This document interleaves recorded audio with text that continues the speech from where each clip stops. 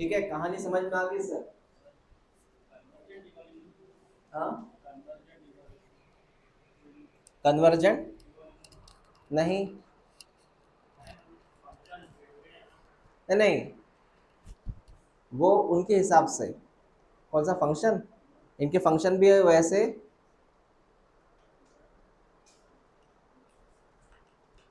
ठीक है, आप उस कैटेगरी में चले गए। होमोलॉजी मतलब, पहले होमोलॉजी एनालॉजी क्लियर करो। होमोलॉजी मतलब,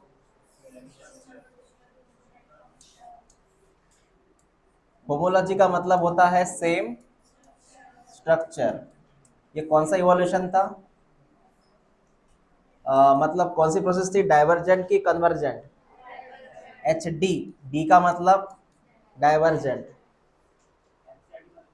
हम्म, हाँ क्या मतलब है? हाँ बताऊंगा बताऊंगा, वो आगे है ना। वो आता है कन्वर्जेंट, लेकिन अलग अलग इसमें आता, वो फॉर्मेट में आता। कैसे आता बताता मैं। देखो, वो एक जगह पे थे, एक ही जगह पे थे, फिर वहां से स्प्रेड हो गए। ये काय में आएगा, इसमें काय में आएगा, डाइवर्जेंट में आएगा, काय में आएगा। तो एडेप्टिव रेडिएशन जो फॉर्मेट आता वो काय में आता, डाइवर्जेंट में आता। काय में आता पहले, बस पहले इतना याद रखो, काय में आता, डाइवर्जेंट में। हो गया क्लियर? हाँ। अब दूसरी बात सुनो, इसका एग्जाम्पल दिया है बेटा, इसके दो एग्जाम्पल है। उसका पहला एग्जाम्पल है ऑस्ट्रेलियन मार्सुपियल। ये पहला एग्जाम्पल है इसका। ऑस्ट्रियन मार्सुपियल का मतलब है पाउच वाले मैमल्स, जिनको पाउच रहता है, उनके पेट में बैग रहती है, कंगारू जैसी। पता है कंगारू का बच्चा कैसे ग्रो होता है? उसको एक पाउच होती है, तो उसका बच्चा कुछ पल के लिए उसके माँ के पेट में रहता है, फिर बाहर निकल के पाउच में ग्रो होता है। तो पाउच में रखा जाता है बच्चे को ग्रो होने के लिए। तो इस कॉल्ड एज मार्सुपियल मैमल्स, मतलब पाउच मैमल्स नाम है इनका। तो मैं आपको इसी का एग्जांपल दूंगा आगे जाके। चल सुन लो मेरी बात।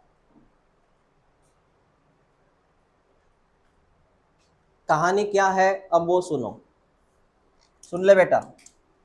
ये एक कॉन्टिनेंट है जिसका नाम है ऑस्ट्रेलिया।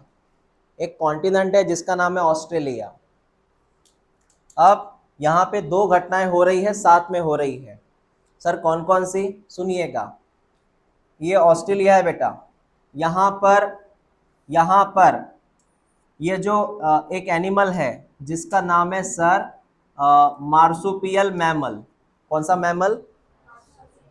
Marsupial mammal. इसमें हो रहा है सर एडेप्टिव रेडिएशंस। सर कैसे? कांगारू के अलावा और भी कुछ एनिमल है जिनको पाउच है वो आपके एनसीईआरटी के डायग्राम में देख लो एक बार। कांगारू के अलावा और भी कुछ एनिमल है जिनको पाउच है। मतलब सर इनका एक ओरिजिन मार्सुपियल मैमल था। इधर ध्यान दो, सर एक मार्सुपियल मैमल था पहले, पेरेंट्स। उससे सर अलग अलग मैमल बने, मार्सुपियल बने। Marsupial mammal 1, 2, 3, 4। मतलब सर पहले एक मार्सुपियल मैमल था, उसके ये अलग अलग रूप है। तो ये कौन सा एग्जाम्पल हुआ, एडेप्टिव रेडिएशन। क्या हुआ ये, क्या हुआ ये? सेम बात अप्लाई होती है हमारे ऊपर, जिसका नाम है प्लासेंटल मैमल। कौन सा मैमल? मतलब नॉर्मल, जैसे कि शेर, प्लासेंटल, उसको बैग थोड़ी ना है। देखा आपने शेर का बच्चा पाउच में है? नहीं, उसको प्लासेंटा है। तो सर प्लासेंटल मैमल में भी ऐसे हुआ, 1, 2, 3, 4। इसमें भी अलग अलग मैमल बने सर, प्लासेंटा वाले। मतलब सर जिनको पाउच है उनकी अलग वेराइटी, जिनको पाउच नहीं है प्लासेंटा उसकी अलग वेराइटी। ये दोनों एग्जाम्पल काय के हैं, एडेप्टिव रेडिएशंस के। काय के हैं? और ये दोनों जन मैं यहाँ पे प्रेजेंट करूंगा ऑस्ट्रेलिया में। ऑस्ट्रेलिया में क्या हो रहा है, मार्सुपियल मैमल का हो रहा है AR, मतलब रेडिएशंस। और प्लासेंटल मैमल का भी हो रहा है AR, एडेप्टिव रेडिएशन। तो बात ऐसी है बेटा, बात ऐसी है बेटा, मार्सुपियल मैमल का क्या हो रहा है, एडेप्टिव रेडिएशन। कहाँ? ऑस्ट्रेलिया में। इसका भी क्या हो रहा है, रेडिएशंस। कहाँ? ऑस्ट्रेलिया में। दोनों जन का एडेप्टिव रेडिएशन कहाँ हो रहा है, ऑस्ट्रेलिया में। मतलब दोनों जन का ये ऑस्ट्रेलिया है। दोनों जन का एआर, इसका भी एआर इसका भी एआर, ये मार्सुपियल मैमल ये प्लासेंटल मैमल, दोनों का रेडिएशन या रेडिएशन कहाँ हो रहा है, एक ही कॉन्टिनेंट में हो रहा है, एक ही इसमें हो रहा है, इसीलिए मैं इसको बोलूंगा कन्वर्जेंट। क्या बोलूंगा, कन्वर्जेंट। ऐसे आया वर्ड, समझ रहे कन्वर्जेंट क्यों आया, व्हाट इज कन्वर्जेंट, कन्वर्जेंट का मीनिंग सुनिए अभी। व्हाट इज कन्वर्जेंट, दोनों का जो बदलाव है, एक मार्सुपियल का बदलाव और एक, दोनों एक ही जगह पे हो रहा है। जब एक ही जगह पे हो रहा है तो ऐसे आएगा ना वो, तो इसको मैं क्या बोलूँ यहाँ पर, कन्वर्जेंट इवोल्यूशन। क्या बोलूंगा, इसलिए यहाँ पे लिखा होगा बेटा कौन सा इवोल्यूशन हो रहा है इसमें, ये कन्वर्जेंट इवोल्यूशन। तब याद रखना जब आप इस डेफिनेशन को अच्छे से पढ़ेंगे। सुनो डेफिनेशन क्या है, सुन बेटा सुन, क्या बोला गया, डेफिनेशन अच्छे से सुन। व्हेन मोर देन वन एप्टी रेडिएशन, व्हेन मोर देन मतलब इसका भी क्या हो रहा है रेडिएशन, इसका भी क्या हो रहा है, एक प्लासेंटा वाला एक पाउच वाला, appear to have occurred in isolate geographical area representing the different habitat, one can call this convergent evolution। इसका मीनिंग ये होता है जब दोनों का एप्ट रेडिएशन एक ही जगह पे हो, एक ही जगह पे हो, ऐसी जगह जो थोड़ी दुनिया से अलग है, एक ही जगह पे हो, इसको मैं बोलूंगा कन्वर्जेंट। तो सिंपल बात है, आप इतना याद रखिएगा। बोलो मार्सुपियल में क्या हो रहा है, एआर हो रहा है, you know what is AR. Placenta में क्या हो रहा है, एआर हो रहा है। दोनों कहाँ हो रहा है बेटा एआर, एक ही जगह पे हो रहा है। तो एक ही जगह का नाम मैं लूँ तो क्या बोलूँ, ये तो पता चला, ये बात समझ में आ गई अभी आपको। हाँ सर, मैंने इसलिए बोला था कन्वर्जेंट इवोल्यूशन इसे बोलते हैं। लेकिन अगर मैं सेपरेटली 1 सेकेंड रिपीट करता होगा, सेपरेट भी ऐसा बोलूं सेपरेटली कि ये मार्सुपियल मैमल है और इसमें हो रहा है एआर, ये अलग ये अलग ये अलग ये अलग।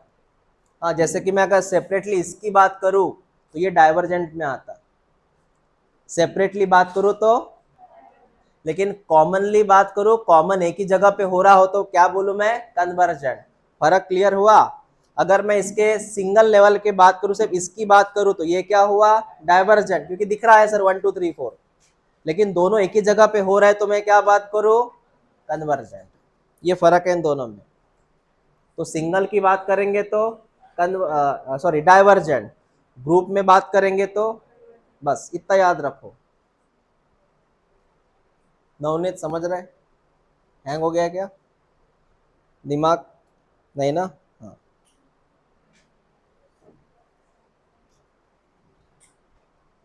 आपने अगर ऑस्ट्रेलिया को बराबर देखा क्या, ऑस्ट्रेलिया आइसोलेट है कॉन्टिनेंट,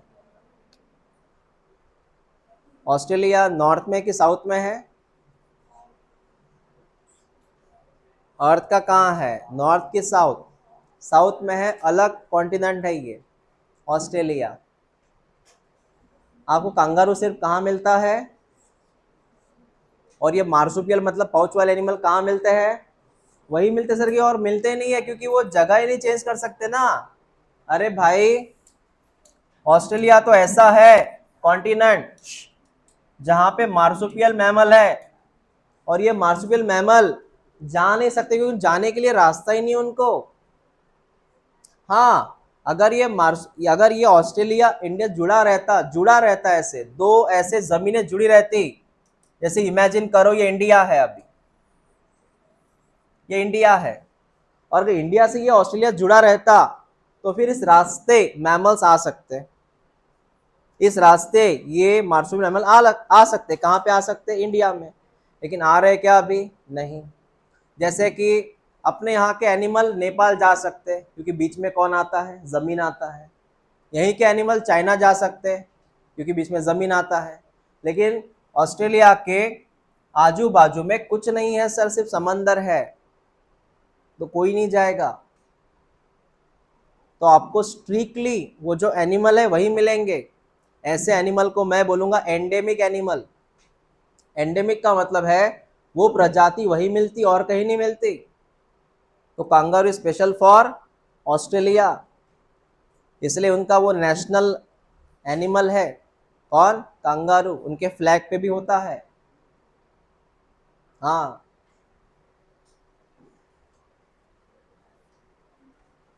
जैसे अपने यहाँ टाइगर का जो वैल्यू है वो ज्यादा है।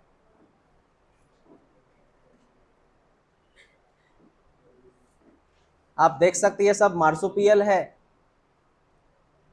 ये दिखते अपने नॉर्मल एनिमल जैसे प्लासेंटल, लेकिन है वो मार्सुपियल। अब आपको एक एग्जांपल दूंगा मैं। ये देख लिया आपने, ये डायग्राम नहीं आएंगे एग्जाम में। एग्जाम में क्या आएगा वो देखो सर। एग्जाम में आएगा इनकी कंपैरिजन। सुनो, कैसी कंपैरिजन? सुनिएगा सुनिएगा। हम चाइना की बात कर लेते हैं, सुनो मेरी बात।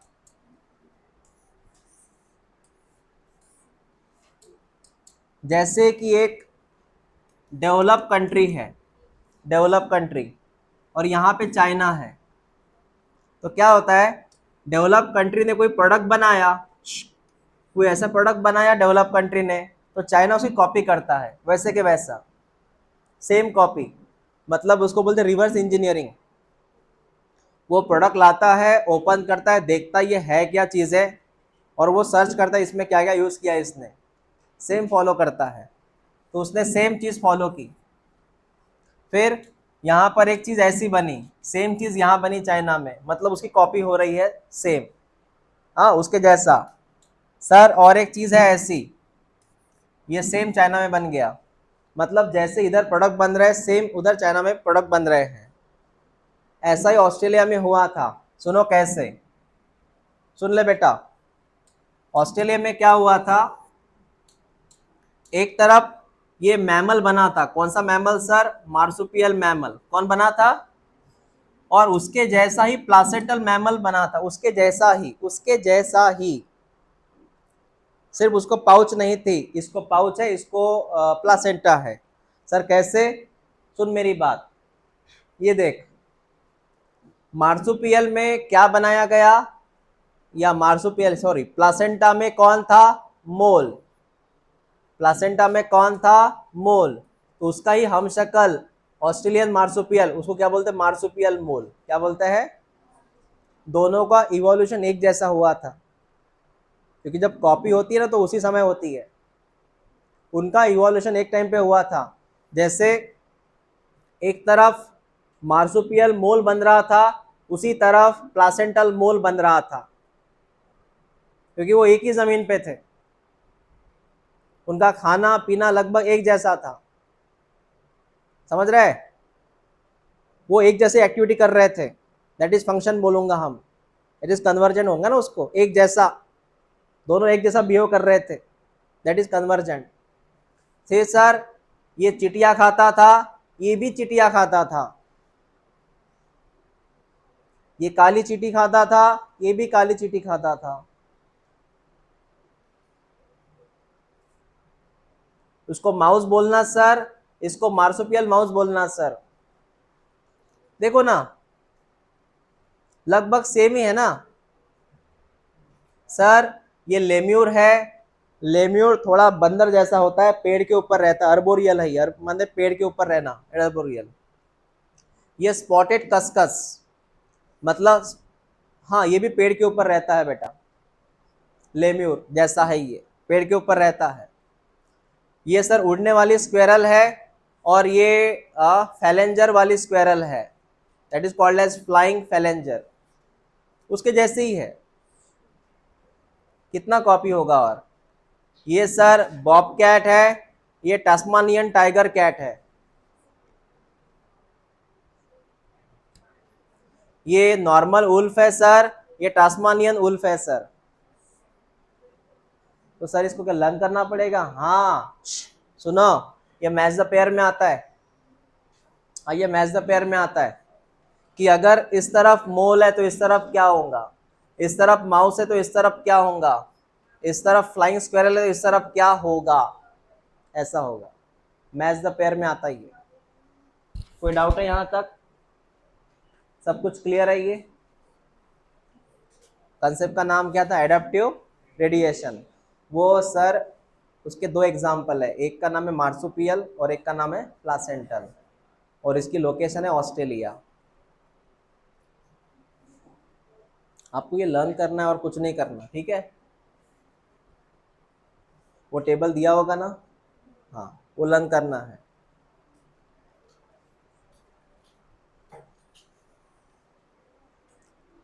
अब नया टॉपिक ओपन करो, बायोलॉजिकल इवोल्यूशन 7.5। देखो ये जो हमने पढ़ा है ना अभी, एडाप्टिव रेडिएशन, ये आईएमपी है, एग्जाम में ये आता है और ये मैच द पेयर में आता है, तो पूरा पढ़ना वो टॉपिक। नेक्स्ट बात है सर 7.5 की, उसका नाम है सर नेचुरल सिलेक्शन वाला evolution, evolution by natural selection. तो सुनते बेटा, ये कौन सा कंसेप्ट है?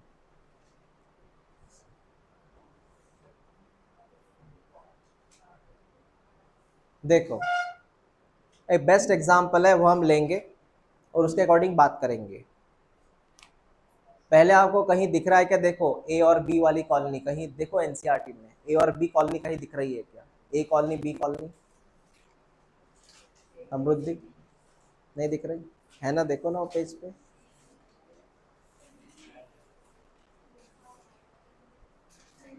वो डायग्राम के बाजू में है ना बेटा, है ना? पेज नंबर कौन सा है? हाँ, 118।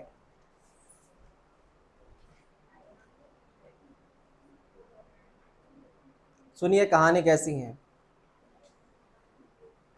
पहले आप डायग्राम की तरफ देखना और बाद में आगे डायग्राम ड्रॉ करना। मैं डायग्राम ड्रॉ करके दूंगा। कॉलोनी ए, कॉलोनी बी। सर हमने एक प्लेट रखी है, इस प्लेट में हमने खाने के लिए मीडिया रखा है, मीडिया खाने के लिए, और ये बैक्टीरिया है सर। बैक्टीरिया की दो कॉलोनी है, ये जो ए नाम की कॉलोनी है वो ब्लू है और जो बी नाम की कॉलोनी है वो रेड है। बात समझ में आ गई आपको? ब्लू वाली कॉलोनी ए, रेड वाली कॉलोनी बी, और ए और बी बात करूंगा मैं, ब्लू ए और रेड बी, उल्टा बोला उन्होंने, ठीक है?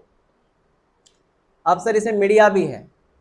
अब क्या हुआ, अब हमें दिख रहा है सर इसके अंदर हमने एक मीडिया रखा सर, ये मीडिया है व्हाइट कलर का, मतलब खाने के लिए भोजन रखा सर, ठीक है बेटा? अब मैंने क्या किया, ये स्लाइड नंबर 1 है, मैं क्या करता हूँ स्लाइड नंबर 2 लेता हूँ, और स्लाइड नंबर 2 जैसे मैंने लिया, इसमें मैंने क्या किया देखो, जैसे मीडिया जो है, वो मीडिया जो है बेटा वो जेड नाम का है। कौन से नाम का है? एग्जाम्पल। लेकिन जैसे ये प्लेट चेंज हुई, फिर मैंने क्या किया, इसमें जो मीडिया ऐड किया, मैंने कुछ मीडिया ऐड किया बेटा, वो वाई नाम का मीडिया ऐड किया। कौन सा ऐड किया? जैसे मैंने वाई नाम का मीडिया ऐड किया तो एक कॉलोनी खत्म हो रही है। जब जेड कॉलोनी थी तब सब बराबर था, जैसे मैंने वाई नाम का मीडिया ऐड किया एक कॉलोनी खत्म हो रही है। बताओ कौन सी कॉलोनी थोड़ी आपको कम दिख रही है, ए की बी? मैंने ब्लू को कौन सी कॉलोनी बोला था? ठीक है, तो ब्लू कॉलोनी सर खत्म हो रही है, और जो आपको लाल कलर का कॉलोनी दिख रहा है वो एज इट इज है। तो पहला फर्क क्लियर हुआ क्या, कि वाई वाले मीडिया आने से कौन सी कॉलोनी डिस्टर्ब हुई? डिस्टर्ब हुई, और बी वाली कॉलोनी सही सलामत है। इसका मतलब है सर बी वाली कॉलोनी इस केमिकल को या वाई मीडिया को झेल सकती है, टॉलरेट कर सकती है, और जो कॉलोनी उसको झेल पाएगी, उस एटमॉस्फेयर में रहेगी, वो ग्रोथ करेगी। क्या करेंगी? ग्रोथ। तो आपको तीसरी प्लेट में देखो क्या फील हो रहा है, कौन से कॉलोनी की ग्रोथ हो रही है? जो सर्वाइव करेंगी वो ग्रोथ करेंगी, तो लाल कलर की कॉलोनी सर्वाइव कर रही है तो ग्रोथ कर रही है बेटा। तो थर्ड हमें ये फील हुआ। फोर्थ में क्या फील हुआ आपको, किसकी पॉपुलेशन ज्यादा बढ़ रही है? अभी बी कॉलोनी की पॉपुलेशन बढ़ रही है, मतलब लाल कलर की पॉपुलेशन बढ़ रही है, और ब्लू की पॉपुलेशन धीरे धीरे, यहाँ पे कितने थे ब्लू?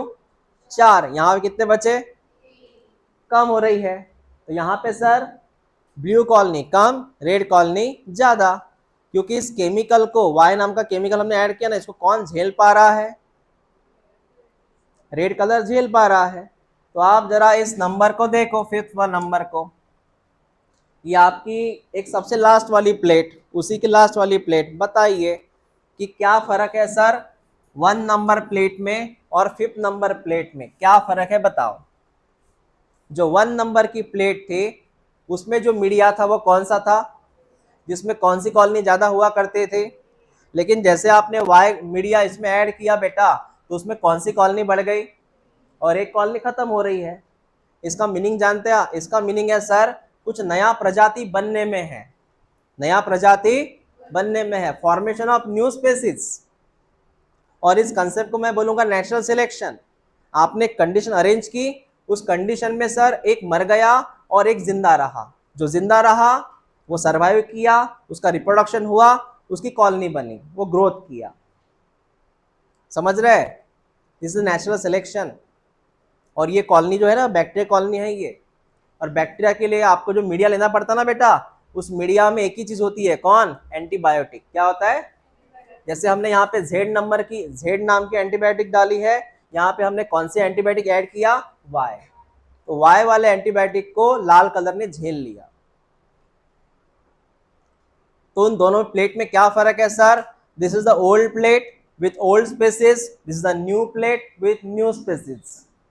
इस तरह होता है चेंजेस, कुछ नया, कुछ नया,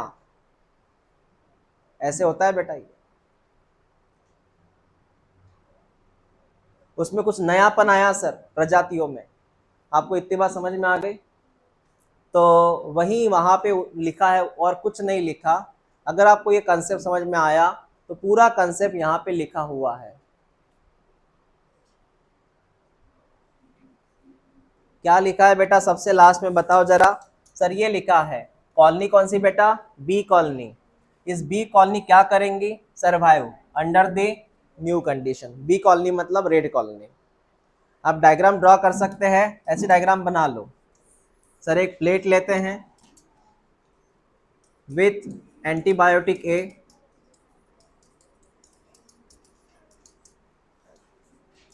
इसमें 2 कॉलोनी हम ड्रॉ करते हैं।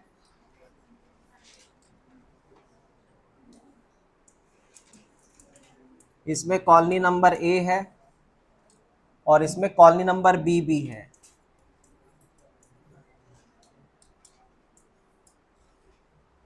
ठीक है बेटा, ऐसे इसमें कॉलोनीज है, तो ए की मात्रा ज्यादा है।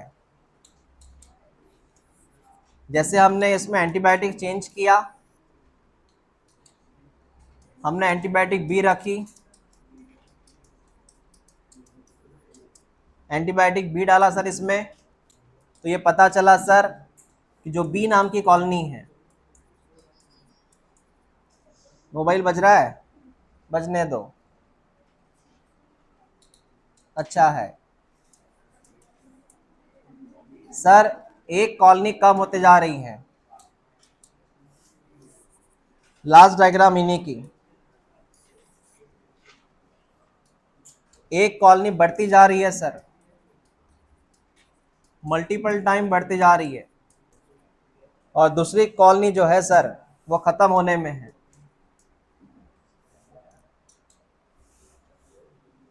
ठीक है बेटा, so this is called as a new plate या न्यू कॉलोनी।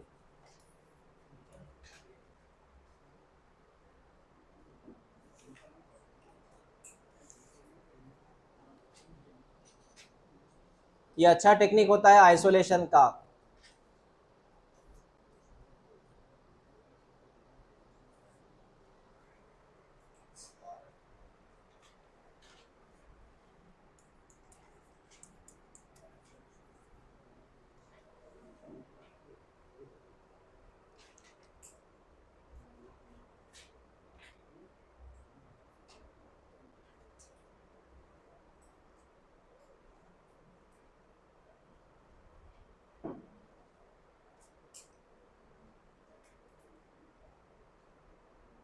हो गया, क्या समझ में आया। हाँ केतकी, फिर क्या उसको बताओ।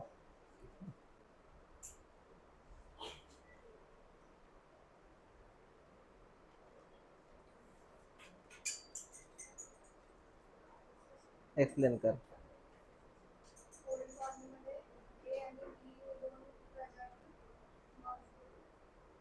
त्यात कुठलं अँटीबायोटिक असतं?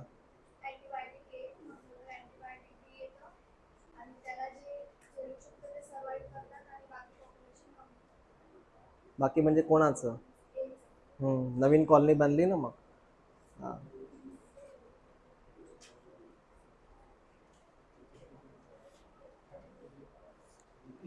कितना अमेजिंग है ये नेचुरल सिलेक्शन, बड़ा अमेजिंग। ये वैसे भी अप्लाई होता है।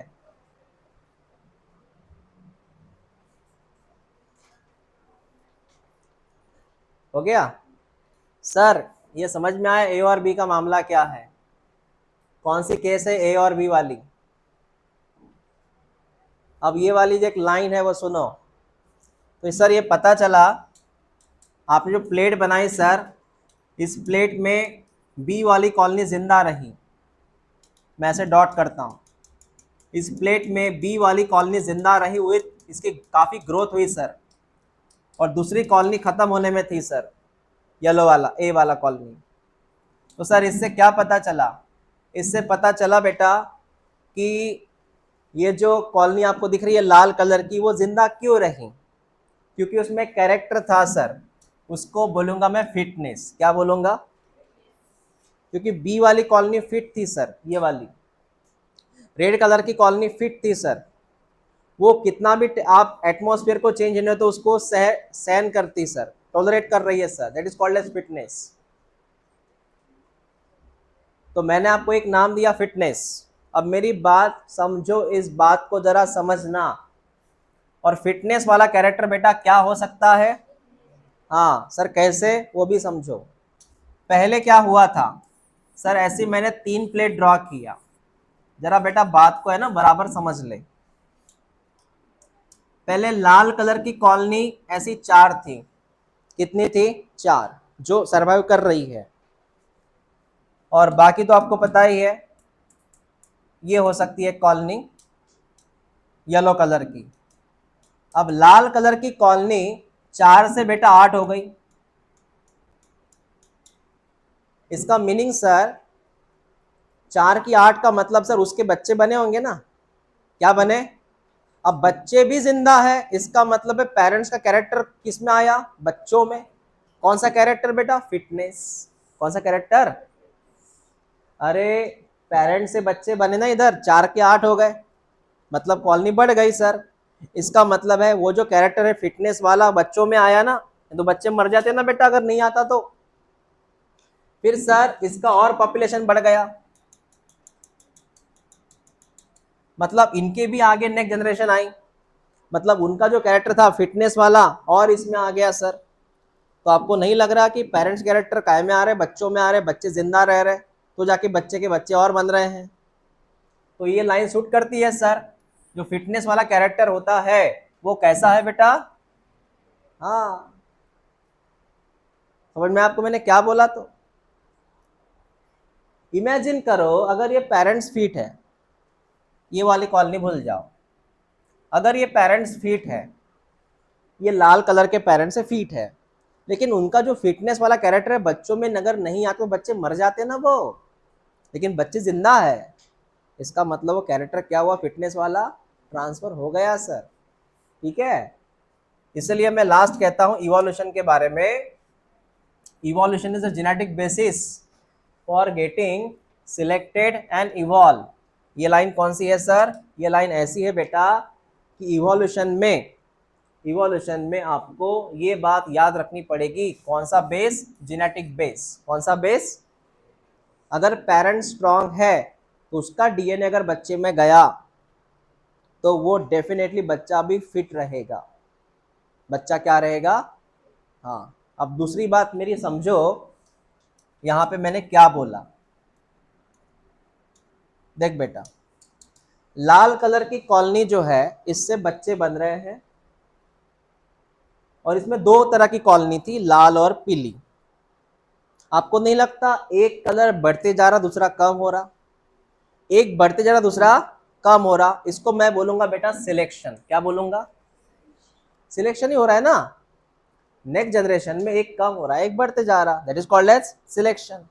और धीरे धीरे क्या हो रहा है, ये जो लाल कलर की कॉलोनी जो है वो खुद को रिप्रोड्यूस कर रही है, उसका पॉपुलेशन बढ़ा रही है और वो चेंजेस ला रही है खुद के अंदर, खुद के अंदर धीरे धीरे चेंजेस भी ला रही है। उसी चेंजेस को मैं बोलूंगा बेटा इवॉल्व। क्या बोलूंगा? इवॉल्व। दो बातें समझ में आ गई आपको? जब भी आप आपके अंदर चेंजेस लाते हो, नए नए चीज़ों को समझने के लिए, उसमें और जिंदा रहने के लिए, ये जो एटमॉस्फेयर है आज का, इसमें हमें जिंदा रहना है, और चेंजेस लाओ और चेंजेस लाओ, इसी को इवॉल्व बोलते हैं। तभी हमारा सिलेक्शन होगा नेक्स्ट के लिए। इसलिए हमारा डीएनए मजबूत चाहिए। आपका डीएनए सब कुछ है। मैं पहले रिपीट करूं, फिटनेस का मीनिंग ये नहीं कि आप कितना फिजिकली फिट हो, फिटनेस का मतलब आपका डीएनए कैसा है। याद रखना बेटा। तो ये लास्ट वाला स्टेटमेंट कितना बेहतर है, देखो।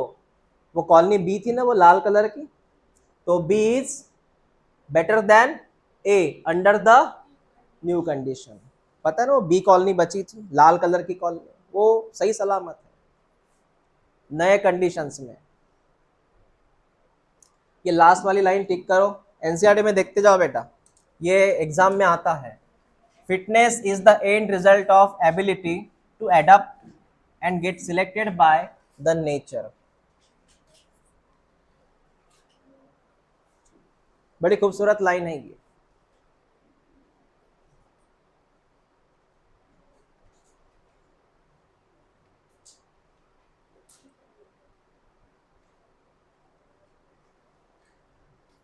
फिटनेस की वजह से दो बातें होंगी, कुदरत आपको सिलेक्ट करेंगी, कुदरत आपको सिलेक्ट करेंगी, कुदरत आपको सिलेक्ट करेंगी, और आप एडप्ट भी हो पाएंगे उस एटमॉस्फेयर में। आप एडप्ट भी हो पाएंगे और कुदरत भी आपको सिलेक्ट करेंगी। तो लिंक है ये तीनों एक में, fitness, adapt, select. Fitness, adapt, select, ये तीन बातें एक में को मतलब जुड़ी हुई है, लिंकअप है। ये स्टेटमेंट टिक किया आपने? अरे हाँ या ना? हाँ।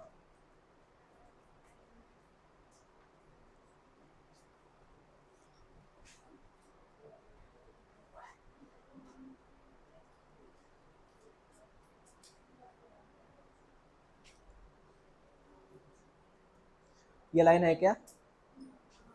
है कि नहीं है? पता है, मैंने आज एक वीडियो बनाया अपने बच्चों के लिए, जो इनकी एग्ज़ाम है अभी 3 मई को। तो उनको मैंने पेपर का एनालिसिस किया, तो मुझे एक बात फील हुई कि जो पेपर आने वाला है वो आने वाला बेटा ट्रिकी, मतलब कंफ्यूजिंग।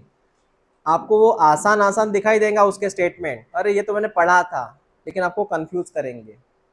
मतलब स्टेटमेंट सिंपल रहेंगे लेकिन कंफ्यूजिंग रहेंगे, टाइम कंज्यूमिंग रहेंगे।